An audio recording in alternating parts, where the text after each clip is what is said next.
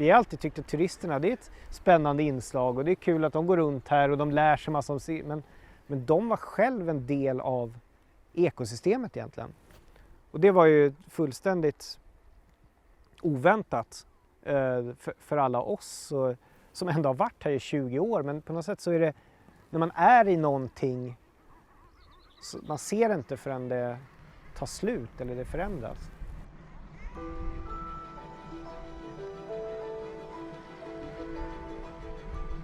Stora Karlsö är en mindre ö som ligger utanför Gotland. Här finns en mängd fåglar, bland annat den charmiga sillgrisslan.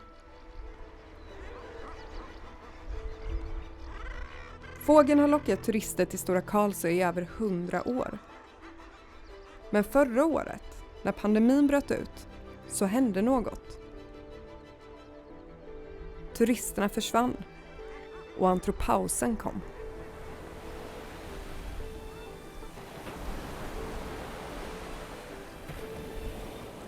Forskare säger att jorden numera befinner sig i en tidsålder som kallas antropocen. Namnet innebär att människans handlingar nu påverkar hela jordens ekologiska balans. När pandemins restriktioner infördes så pausades den normala samhällsrytmen. Det blev en så kallad antropaus. När människan försvann från naturen så trodde de flesta att livet på jorden nu skulle återhämta sig. Men för sillgrisslorna blev det tvärtom. De saknade turisterna. Förra säsongen här ute, den var ju liksom extremt fascinerande. Det var nästan min mest spännande fältsäsong här ute. För det var ju första covid-nedstängningen. Så att vi, och det visste vi ganska tidigt att ja, det kommer bli lite annorlunda i år. Det kommer inte gå några turistbåtar, vi måste fixa en egen båt. Vi kommer vara själva här ute. Restaurangen kommer inte vara öppen. Jaha, vad tråkigt, kan man inte gå ner och köpa glass? Och det var liksom sådana saker vi tänkte på. Så här. Hur ska vi lösa det här rent praktiskt? Och sen kom vi ut hit och började sätta upp våra kameror och börja förbereda allting. Och så bara, ja, nu ska vi sillgrisslorna lägga ägg snart. Och så bara så här, ja, men vad är det med sillgrisslorna? Som de är helt uppstissade och de håller på och sticker iväg och de är inte här. Det är aldrig någon som lägger några ägg. Det var liksom, ingenting var i ordning på något sätt. Och så började vi säga, vad är det för någonting? Är det någonting? Har det hänt någonting i ekosystemet? Är det någonting med fisken? Har det tagit slut här ute nu? Eller vad är det som? Men det fanns hur mycket fisk som helst. Och det var, ja, så var inte det liksom. Och då började vi undra och då började vi titta på de här filmerna lite mer i detalj. För vi filmar ju hela tiden här ett antal hyllor. Och då började vi se att de liksom väldigt ofta, framförallt kanske tidiga morgnar och lite olika tillfällen, fick liksom panik, grissorna, och bara hals över huvud bara stack ut från klipporna. Och då var det liksom parallellt med det här började vi notera att det är ganska mycket, det är rätt mycket havsörnar här ute. Undrar liksom, vad gör de här egentligen? Kan det någonting med det här att göra? Så då började vi kartlägga det lite mer och börja räkna lite mer systematiskt. Hur många örnar är det här ute? Vad gör de egentligen? Och vad flyger de runt? Och hur reagerar sillgrisslorna? Ett normalår när vi kommer ut, då är det ett gäng örnar här i april. Och sen droppar de av. Och sen kanske vid den här tiden i mitten på maj, då är det någon örn kvar eller sådär. Flyger lite av och an. Men de försvinner bort. Vad som hände förra året var tvärtom. Tillsynsmannen var ute och gick på ön i juli och såg 33 örnar i en flock. Det var liksom helt ofattbart nästan, mitt i sommaren. Och det var ju mer och mer tydligt att det var ju, utan turister här ute så hade örnarna hittat en sorts fristad här. De tyckte det var världens ställe att hålla till på. Och det var inte så att de häckade eller så, utan de bara... Det finns en massa unga örnar uppenbarligen som kanske flyger runt och är på olika ställen. Men nu var liksom Stora Karlsö place to be, covid-nedstängningsåret. Här börjar de bli ganska nervösa och här börjar de sticka iväg. Först liksom lite gradvis och sen till slut sticker hela gänget. Och här ute kommer faktiskt örnen. Måste man ha ganska skarp syn för att se.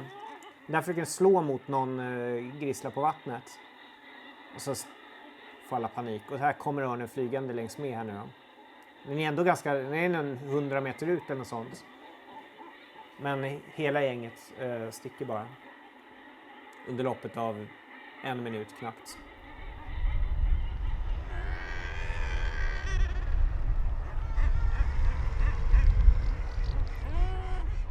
De höll till här och egentligen så var de inte jätteintresserade av sillgisslorna utan de tog något varv här. Ibland såg vi dem jaga faktiskt. Men vi såg dem aldrig ta någon sillgissla utan de tog sig undan där. Men det räckte på något sätt med nästan deras närvaro att de kom flygande här som gjorde att alla sillgisslorna fick panik. Och liksom en örn flygande och så drar liksom 10 000 sillgisslor iväg och äggen ramlade ut och det här upptäckte kråkorna och trutarna så att helt plötsligt funkade inte det här skyddet längre som har funkat att sillgisslorna sitter och skyddar med sina näbbar utan låg äggen där och så kom kråkorna och hackade i sig och trutarna så summan blev att förra året var det sämsta året som sillgisslorna haft någon gång som vi vet.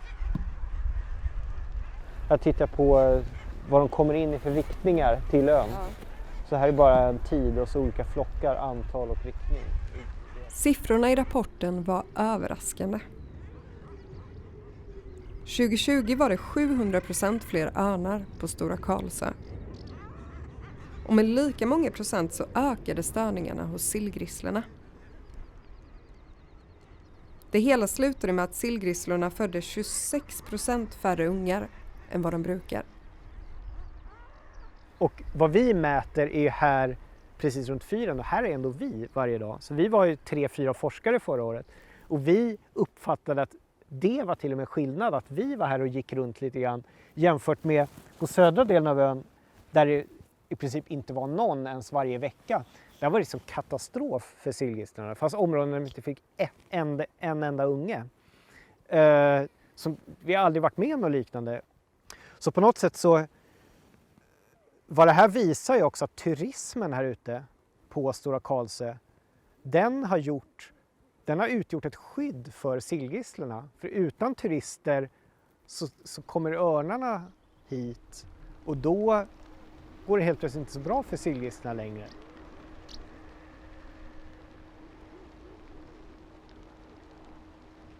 I många fall ska det sägas så var väl effekten är motsatt, att det gick mycket bättre för en massa arter när det inte var folk där och störde och det var flamingos i Camargue som fick massa fler ungar när inte turisterna kom dit och så vidare. Men här var det liksom ett motsatt förhållande, lite mer ett komplicerat förhållande där kanske örnarna hade tyckt det varit härligare om inte det var folk här, men sillgisslorna behövde turisterna för att klara sig.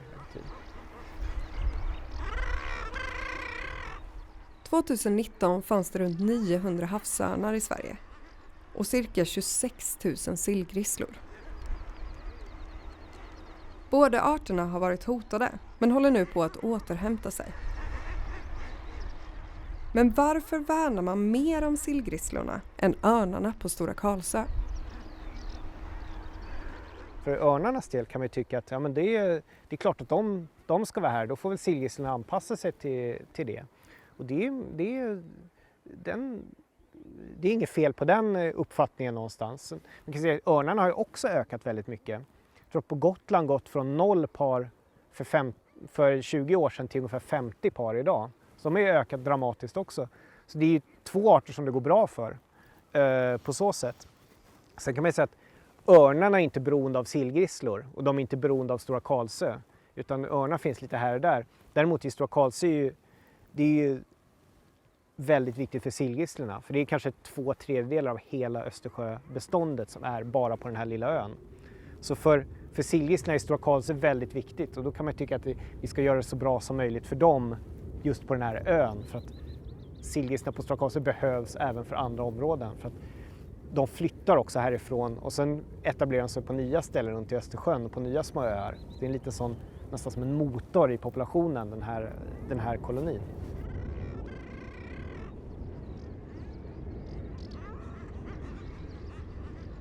Nu har ön öppnat upp för turister igen. Men vad betyder det för fåglarna? även om vi såg skillnaden mellan året innan och året efter, så är det inte egentligen förrän i år som vi vet riktigt hur stark den här effekten är. För det kan ju varit, allt kan ju hända i naturen, det kan ju just sammanfalla. Det kan ha varit en slump att det blev jättemycket örnar förra året. Så det egentligen riktiga beviset kommer i år när turisterna kommer tillbaks. Kommer örnarna försvinna nu? Kommer det gå bra för sillgrisslorna? Kommer örnarna vänja sig vid folk? Kommer sillgrisslorna vänja sig vid örnar? Det finns ju liksom massa olika möjligheter egentligen. Och det är därför kul att fortsätta forska också, för att det uppstår nya frågor och nya följdfrågor och det vi studerar förändras under tiden vi håller på också.